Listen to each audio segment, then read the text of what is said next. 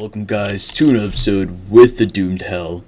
Since I've gotten some okay reception with the last episode and I've been enjoying myself, well, wouldn't call it enjoying myself necessarily, but I've been playing some Far Cry 5. I've decided that I would go down and do another kind of analysis, but this time I'm going to go through the SJW analysis of Far Cry 5, and it's for good reason. My last review, I kind of had the time to enjoy some missions. It hadn't quite simmered down how much Far Cry has become a shell of its previous self. Nothing in this game is the same as Far Cry 3. We are not playing a Far Cry game at this point. We are playing a lazy, stupid, and very unpolished game that Ubisoft should be ashamed of making. Now, it got me wondering, who the fuck in Ubisoft made this title, and had they ever made any game prior to Far Cry 5? And I came to the conclusion that although the players that have made this game are practically the same, the overall climate of computer science and the development of video games has strongly changed, and it has been allowed to change through some external activities, such as what I would call a renaissance in activism in university academia. What do I mean by that? Well, we look at current university climates and we see that the clubs involved, the people involved, have taken a serious turn into supporting minorities and trying to retroactively change a system which has been labeled as unfair to, like I said, minorities. And the fact of the matter is that we've already gone through this rodeo. We've already done this 20, 30 years ago. We've had a surge of many, let's call them activist fronts, which were taking charge in trying to change the quote-unquote systemic problems on college and university campus. And the reality is that it made no difference. Take a look at women in computer science. There has been multiple waves of feminism and feminist actions taken to try to counteract the fact that computer scientists are more likely to be men than women. There has been many waves recently of women in math missions in which they try to entice women in mathematics and the STEM academia. And every time they have done this in the past, it has never been sustained, because, as we know, and as you should know, women and men have different mindsets, and there is nothing that you can change about it. There is no evidence whatsoever that women and men are not intellectually the same. That is to say that there is a lot of evidence that women and women think differently and have different emotional intelligence and different IQ levels.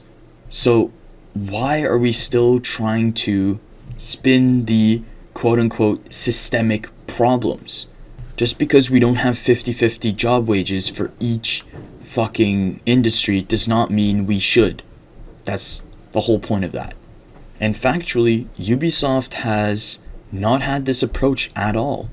A lot of their higher-ups currently strongly support these waves of feminism, LGBTQism, which is basically accepting that there are, well, not just accepting, just basically propagating the idea that, you know, your child could be XYZ. And obviously, people of color propaganda, which is basically that, you know, somehow just because you're black, you should probably get a job more likely than because you're white, because obviously whites have a systemic advantage. Anyway, This is pretty much the definition textbook SJW activism, which is affecting these big companies. They feel as though they have to pander to these people because their critical reception is artificially controlled by them. And you can clearly see that if you look at the media, you look at companies that write articles about video games and get the most attention, and you see that somehow, even though they have 0 gamers in office, The Guardian still writes SJW articles about Far Cry. We saw that upon release of Far Cry 5, there were many critiques of the fact that the game was in America, and the not-so-subtle conservative caricatures really triggered some of the writers in these review companies. And I don't understand it. That made no sense to me. That whole movement made no sense to me. But what further did not make any sense is the fact that this video game was never talked about, how it shone a light on how Ubisoft is an SJW company now. Now, as a lifelong Far Cry fan from the day I was born to today, I have been a serious enjoyer of Far Cry, and I have analyzed multiple of its games, playing multiple playthroughs through Far Cry 1, 2, 3, and Blood Dragon. And the fact is that Far Cry 5 is the one that I had to drop the series because of how bad it was. Far Cry 5's tropes in the game and its mistakes are starting to get so ugly that I can no longer enjoy the franchise. And just looking at gameplay from Far Cry 6, I'm already disgusted. I cannot play that game. And it's not just because there's a lot of SJW propaganda in the game. I mean, goddamn NPCs tell me what to think in these games. But it's just that we are getting into a game that is filled with bugs, absolutely ridden with problems, that I can no longer play a 2-hour playthrough without getting crashes and having to rely on my good autosaves. But it's just that the history of Far Cry has always been about pushing the envelope. And when Far Cry 3 came out, we had gotten a promise that no longer will we be just pushing the envelope, but we will be doing it in a manner that is progressive. And I'm not talking about culturally progressive, I'm talking about mechanically progressive. And that we would be getting quality gameplay through its Dunya engine and its good Ubisoft developers. And that is not what Far Cry 5 stands for. It stands for absolute shit tier garbage. And I say that from the bottom of my heart. I do not say that from objective standpoints, obviously. And I think what pissed me off the most was the mixture of SJWs, glitches, and just utter mechanical bullshit from playing the first campaign of Far Cry 5. There's 3 main bosses in Far Cry 5. The one from the south, which I think is called John Seed. This was by far the worst experience I've had with a video game. But to sum up really my ideas, Far Cry 2, 3, and 4's gameplay was always a gimmick for real-life lifestyles, which might be associated with the setting, but nobody or extremely few people would actually know how the setting could function, as it's typically so over the top that it finds its place. For instance, when you're playing Far Cry 4 and you're in this specific region, isolated North Indian region, and you're basically going into the Himalayas. These are things that you, like any consumer of video games, would never really be able to enjoy in real life. And so Ubisoft has always found creative elements that it was able to implement because of that kind of freedom. So although the game was supposed to be kind of set in a real, non-fictitious world, it ended up getting some fiction through the likes of superstitious or I wouldn't call it mythological, but from fiction through cult myths, such as the Yeti. People think that the Yeti exists, right? Such as Far Cry 3, when you fight the gods, but you're doing it through a drug-induced wicked dream. These are things that, as humans, we can somewhat relate with, and yet it is fictional at its creative standpoint. Therefore, when Far Cry 5 was in the works, it was very important that they were extremely careful to get it right. And they got it wrong in such spineless manner. The game unironically feels like they interviewed their old grandfathers growing up around farms, and they made up their minds on how they want to make a caricature, being that they are leftist city folk, and that's pretty much what they did. There's pretty much just three kinds of ally characters: conspiracy theorists, wholesome secular farmers, which I've never heard of the sort, and wholesome but eccentric religious farmers. That's fucking it. There has never been any interesting characters along any other line. Other than, of course, women. Oh my goodness, women. This is the only game I've seen a fat bitch being my sidekick and acting the same way as a skinny guy with a rocket launcher, just killing as many people as possible. It makes no sense. But of course, what I said is fat phobic, so I can't say it. Oh. Now, I'm going to take an interesting approach on the idea of the cult. I think that the game never really wanted to outright mention the religious beliefs of the enemy of the game. These cultist, quote-unquote peggers, which I would say is homophobic to say, but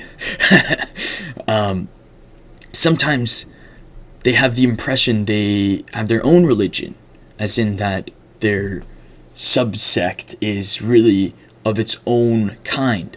At some point in the game, John Seed smacks a book out of a priest's hands and gives him the white Bible that the cults believe in. And that to me looks like he does not respect Christianity, which means that he is probably not Christian. There is no Christian sects ever that have disrespected the Bible in this kind of manner. And yet, the idea of God, Satan, and many Bible quotes have been said multiple times in the game by these, so-called cultists. So most of the time, the sect kind of feels like evangelical in principle. And I say that because it has, you can feel the liberal values out of the cult. For one, it is the only known Christian cult that tattoos to get adopted into the religion. That is very strange and only really reminds me of Scientology or something. Never heard of this in Christian religions. Maybe Ku Klux Klan or Nazis, but nothing really what I would call liberal in concept. Other times I feel as though the game tries to make comparisons with Mormonism, but I think that's just the illusion due to a lot of media in recent years criticizing Mormonism. Whether or not it is a Christian cult, it's a really bad one at that, considering it has no Christian values whatsoever. It has no non-Christian values whatsoever, because it doesn't. They serve a god. They have a Satan, the Satan. So this game is not consistent at all with the cult, and that is serious breakage of immersion. I want to add that this game did a horrible job, absolutely horrible job, at implementing this idea, or should I say seeding this idea, that we're dealing with religious extremists. They constantly cross the line of sin, their own belief of sin, with no real rhyme or reason, which is not very accurate to how real Christian cults function. Now, if the cult was in fact New Age, evangelical, then I could maybe understand the game's point, but Christian extremists have never really been known to do such atrocities without religious rational reasoning, When these cults try to kill you, there is no reason to it. There's never been a case where the cult has mentioned any skepticism of the state or even any real reason to be violent to the state, even having multiple cops under their belts. Another point I want to make, this game never really shows you that people can be a part of the cult. I feel as though that's a theme they could have easily gotten to, and they never did. A lot of the times it feels like this game goes with us versus them. And what's even sadder, in my opinion, is the fact that the game tries to convince you that you are not Christian, you are American. So it is Americanism or patriotism versus some Christian sect. And I think that is really superficial in, what real life is about and how, these real themes actually go through real life. Not very accurate is what I'm saying. On a wider note, I think the game actually wanted to be more realistic in terms of mechanics and in terms of gameplay. How you hunt and you can sell your fortunes from hunting. A lot of the core mechanics of the economy is based off of hunting. If you don't hunt, you're not going to get a lot of money. But then the mechanics also absolutely destroy the immersion of this world with horrible and repetitive characters, genuinely saddening main quests, and the hundreds of exact carbon copy side quests that people always hated in the previous titles. But now, it has even less polish, and the main quests are literally based off of previous titles' side quests and how they function. Imagine the huge fuck you of all the fans that have played Far Cry 3 and 4 to get into this game and having missions that are similar to Far Cry 2's repetitiveness. That is exactly how this game plays, the whole time. Another point I want to make is that the themes and messages the developers have tried to bring up have been less and less subtle in the Far Cry series. In Far Cry 3, the more you play the game, the more you feel like the main character is enjoying himself in his misery, and ultimately is insane for it. The game introduces a lot of imagery through illusions, conversations, and obviously through main quests most of the time to introduce this idea. But ultimately, the game is really subtle about what it's trying to convey to its audience.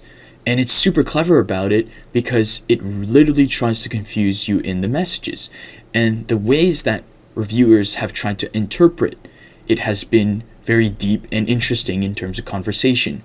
I think this is a big attribute to why people wanted more of Far Cry, because it made you think. Now in Far Cry 4, although not as subtle, tried to bring in a new and stunning setting, pushing graphical and mechanical boundaries for Ubisoft and the franchise in the process. To try to push the narrative, it went through a political route, giving a player an opportunity to choose his missions and the ending of the game through political actions. You could either be liberal in your actions, or should I say progressive in your actions, culturally progressive, or you could be more conservative in your actions, and ultra-conservatism was a path you could go through. The abstract themes kind of took a step back in the process, but players still enjoyed themselves through some very well-made missions and a form of choice in the missions. I also really liked the side quests in which you would be drugged and get into this Hindu deity world, and it would amazingly portray some parts of the Hindu lore, which I thought was extremely interesting and personally brought me closer to religious conversations with my Indian friends. That was amazing, and it made a lot of waves in terms of the gameplay and this main quests. We have none of that in Far Cry 5. Now, here's the gripe that literally kills the game for me in terms of the immersion, the use of they and the NPCs in the game. This game was definitely made by SJWs. There is no two ways about it. And it makes me literally cringe during gameplay. Every fucking time an NPC talks to you, every fucking main mission character, every fucking main mission cutscene, whether the character is supposed to be liberal, which I don't think there is really any characters like that, or the character being ultra-conservative, which almost all characters are trying to be portrayed this way, they all use the word they when they're referring to yourself. as the character. And that is ultra confusing in the game. They did this for a reason, obviously. In the beginning of the game, you can choose between being a woman or a man. And obviously, it is easier to write a single cutscene with only one word being used than having to choose between she and he. But the real problem is that I literally don't understand who they're talking to when they say, "They will have my sin." What does that mean? I don't know. Oh, they meant me. Now I understand why he cut me in half. It's illogical. I don't understand why they made this in the game. Now, what do I mean by the NPC quotes? Well, in the game you can talk to pretty much every NPC, and sometimes they talk on their own if you're playing with them. Some side characters which you can roll up in your team. I shit you not. We are playing an ultra-violent gun game, and one of the girl characters says to me, "Our country's so violent, it's no wonder this happened here." This was a fat NPC, keep in mind. The layers of irony with this quote is unfathomable. I mean, take a look at your previous games, Ubisoft. Seriously. What were they about? They were about much worse things, conspiracy level things that destroy entire nations, billions of people dying, and you're trying to tell me, to convey me the message that in the US there has been a couple cults and that's that bad? It's a straw man. It's a pure straw man, and then you pretend that it's the worst thing ever. Why? Why did you do that? That was pointless. That did not make me feel immersed. That made me feel like you guys are stupid. Seriously, this kind of cringe has no place in an open world shooter, especially that this game is no longer a looter as well. I did not feel like they simulated the Far West very well, the same way they tried to do with Far Cry 3 or Far Cry 4, where they had mostly realistic elements and some elements that were added to make the game feel cooler. This is not how Far Cry 5 went about it. They took what they thought as city people was the Far West, and they made it the game. And that was really sad. Overall, I've only played really maybe a third of the game, but I can say definitely this game will never deserve higher than 2 or 3 out of 10, because any mechanic that was good in the previous games has been shattered with some sort of gimmick or has been entirely removed. There isn't any more cool guns in the game. You play with very basic guns, and it does not matter the gunplay that could potentially arise with them. They're just really basic. And once you get collectible guns, they're extremely OP. They do not do anything for me because they're too OP. So we're left with like shooting and running and no more looting. There is no looting system in the game anymore. It's you get as much loot as you can, and you can't sell it. Most of it is craftable items, and they're not useful craftable items. They're typically, new kinds of ammo that will kill your enemies instantly, or new kinds of arrows that are extremely powerful if you like using a bow and arrow, which takes about 3 seconds to reload. It's just not rewarding. It doesn't feel like I'm gaining anything other than extremely OP guns, which, I mean, why? Like, these boss fights are super easy now, Anyway, enough of my complaining. This game is a total SJW bait. Hope you guys enjoyed this episode, and have a good day.